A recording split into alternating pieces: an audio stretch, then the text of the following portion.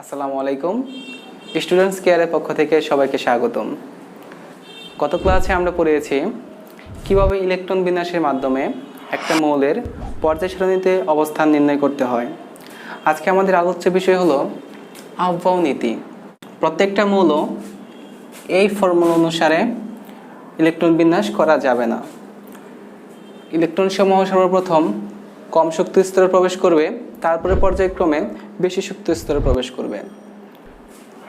যেমন আমরা উদাহরণ দেই,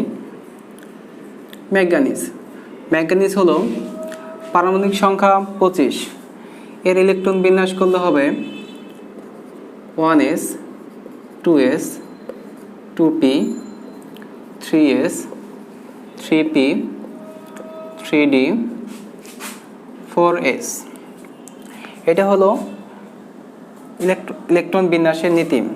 এখানে ডি এর সর্বোচ্চ ইলেকট্রন ধারণ ক্ষমতা হলো 10, এস এর হলো 2। আমি এখানে 10 দিব না, প্রথমে এস কে আনবো। কি জন্য আনবো সেটা এখন বলতেছি। উপশক্তি স্তর হলো এস পি ডি এফ এবং এর প্রত্যেকটার মান হলো এস এর মান 0, পি এর মান হলো 1, ডি হলো 2, এফ হলো 3। আর প্রধান কোয়ান্টাম সংখ্যা হলো এন। এন হলো এগুলাকে এন বলা হয়। আর এর উপরে যেটা বসবে সেটা হলো সহকারী কোয়ান্টাম সংখ্যা বা এল এর মান।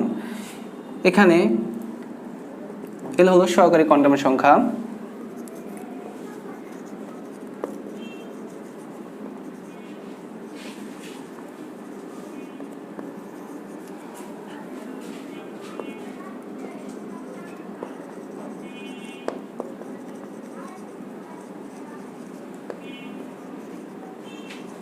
সহকারী কোয়ান্টাম সংখ্যা।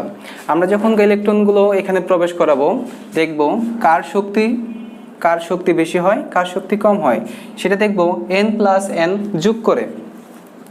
এখন আমরা যদি দেখি n হলো 3, l হলো d এর মান হলো 2, তাহলে n+l এর মান হবে 5।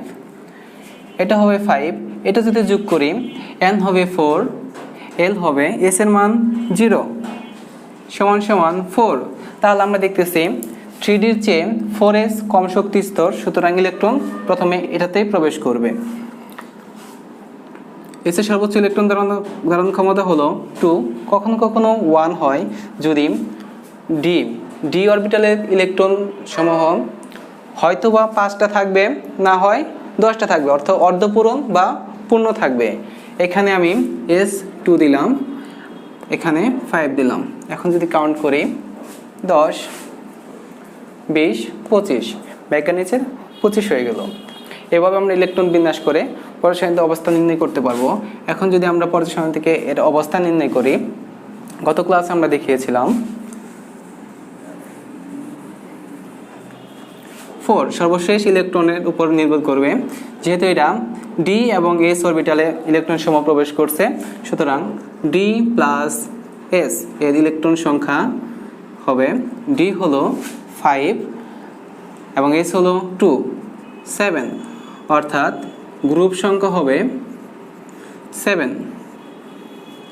7 নম্বর গ্রুপে।